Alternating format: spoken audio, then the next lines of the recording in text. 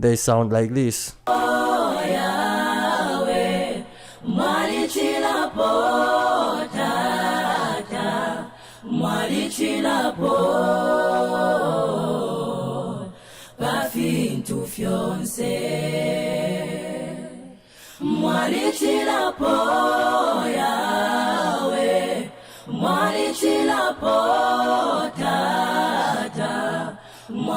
Hello, welcome to Pro Mixing and Mastering. Today I'm going to show you how to mix background vocals.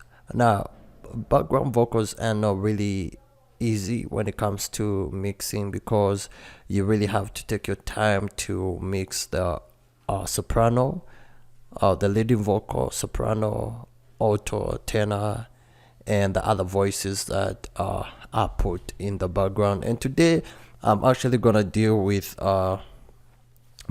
mixing background vocals, gospel background vocals, and basically you can also do the same to every other music that you produce. And I want to show you what I did. So my group 2 is completely like full of effects, and this is the reason why I want to show you guys why I filled up group 2 with effects when it comes to mixing background vocals. So the first thing, my first plugin that I always put on top, the first thing that I start with is an EQ. So I did an EQ. I know you guys have watched the videos that I did about EQ. So I wrote off I did a low cut to about 132, then I removed unwanted frequency here and here, and then I left the rest the way that they are, though I think I'm gonna come back just to raise up the presence, so bear with me for now. Then the second plugin that I usually put in is a compressor. Basically you can use any type of compressor that you have, they all work the same. With me, I love the simplicity of our compressor. It's really simple. You can use it in a very, very simple way. There is gain, there is a ratio. My ratio is on 3:1. My threshold is negative 19 point. When to start compressing, so my compressor starts compressing at negative 19.0. so the threshold is used to command the compressor. I want you to start compressing here, and my gain on 18.0 just to bring back that lost volume which I lost during compression. And my attack is on 16.0, my release on 160. Then my third plugin is the ESA. I usually go around 4K, and my favorite preset is male narrow. I always put it there and just adjust the threshold a little bit. If it's too much, then I take it up a little bit. If I want more, I take it down a little bit. So these are the plugins. Then my favorite when it comes to mixing background vocals is this guy right here, doulbler 4 for our stereo from Waves. This guy right here will like make your backing vocals just come out the way they are supposed to come out. Really, really, really a plugin that you can't really go without when it comes to mixing background vocals. I'll show you. Let me show you how it works. So here are my background vocals. So what I'm gonna do is I'm gonna turn it off so you guys can see what I'm talking about. Doulbler, it's a good plugin. Here we go.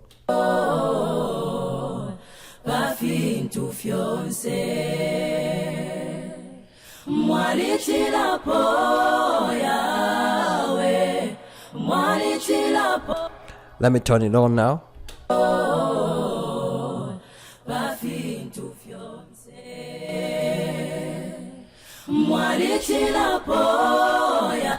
There is just an excitement that doulbler adds to the backing vocals. So start using doulbler and you will be amazed when it comes to the way this plugin just adds up melodies to your backing vocals.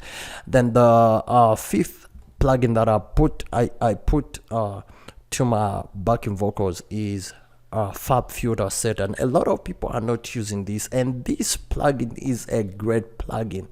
What this plugin does is it adds harmonics to your vocals and to your sounds. Specifically, this plugin is used for saturation. So when you want to add saturation, just come to Fab Filter and go to all round, and then you go to all round saturation, then you go to saturate and color. This is really gonna bring out that saturation that you need, but be careful, don't put too much. Now don't put too much. For example, let me just put a little bit too much so you guys can see what I'm talking about.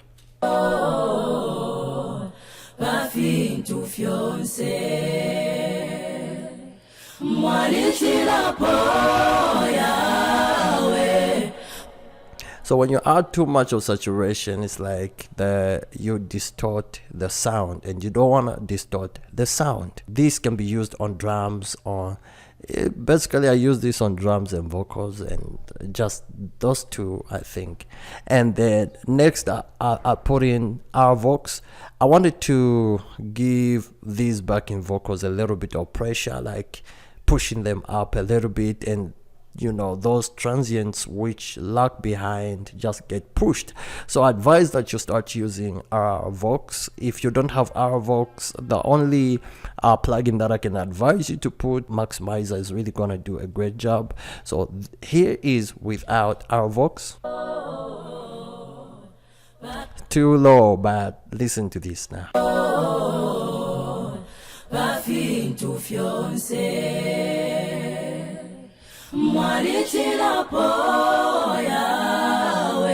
And now my seventh plugin is RDSR. Again, just a little bit. I just wanted the S's. Look at what this will be doing whenever there is an S detected.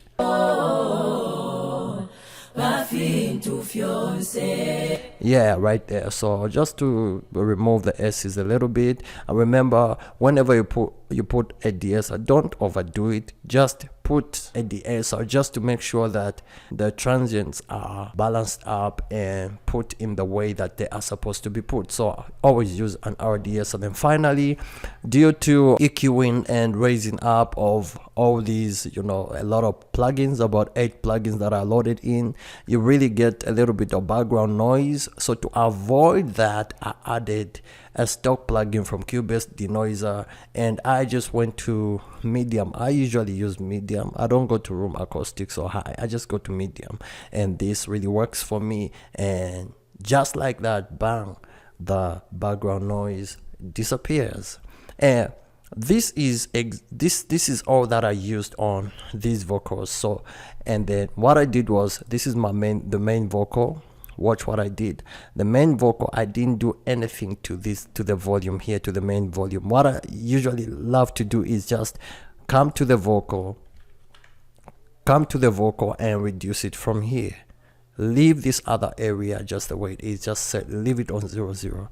Others would go to the mixer, but I love to mix from here, and I really reduce the volumes.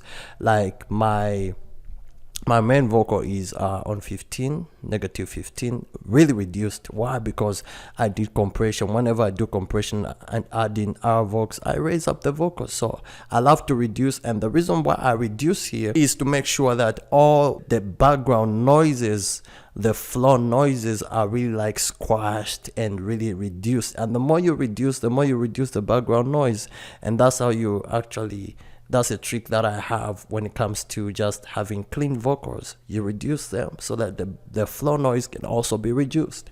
And then now we go to the auto. I panned hard right, and then the second auto hard left, third 50, fourth 50, the other tenor 60, this other side 60. And then the reason why I'm doing that is to just give it that surround sound, so that the sound can really be wide and be heard in all the speakers. Then the tenor, I mean the male tenors, hard right, hard left, 50, 50. Then these others I gave them 55, 55, 55. Now when it comes to balancing background vocals, make sure that you start with the leading vocal like this. Start with the leading vocal like this.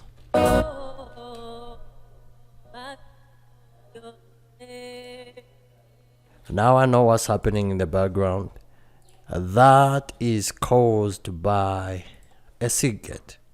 So be careful, be careful. So I'm gonna take my cigarette right here. It's killing my vocal.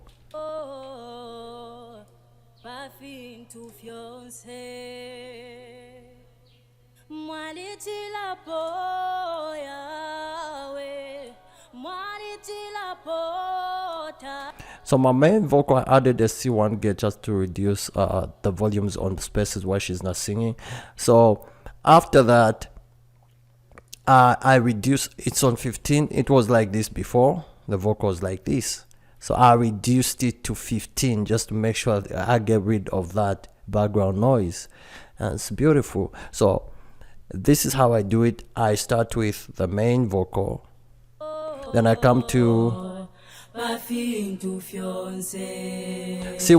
see what the doubler is doing. This is the effect of the doubler. This right here, right here.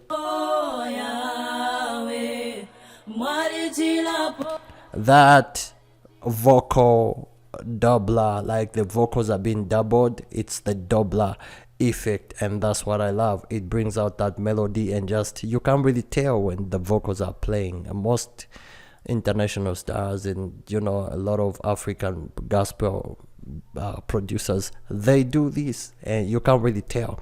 So once you have blended in your auto into your lead vocal, then next your tenor into your lead vocal, make sure that you try to this always works for me. Try to take them down to 15, negative 15, some to negative 10. So like the autos, they are negative 15, then these ones are 25, then others on 32. So especially the high ones, try to reduce them a little bit so that they can sound like this, and finally they sound like this.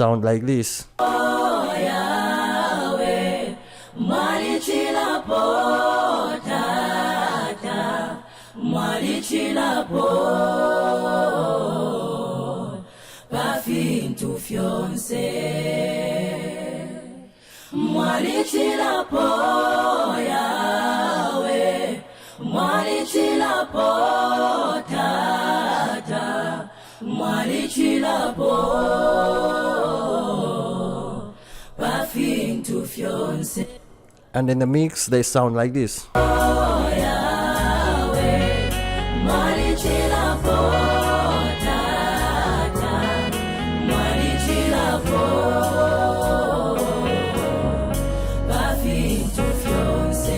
So basically guys, this is what I do to backing vocals, and I hope this video helped you. If it helped you, give me a like, and don't forget to subscribe to this channel for more great videos. And if you've got any questions, you can leave them down in the comments below, and I answer all the questions that come from my subscribers, and I love you guys.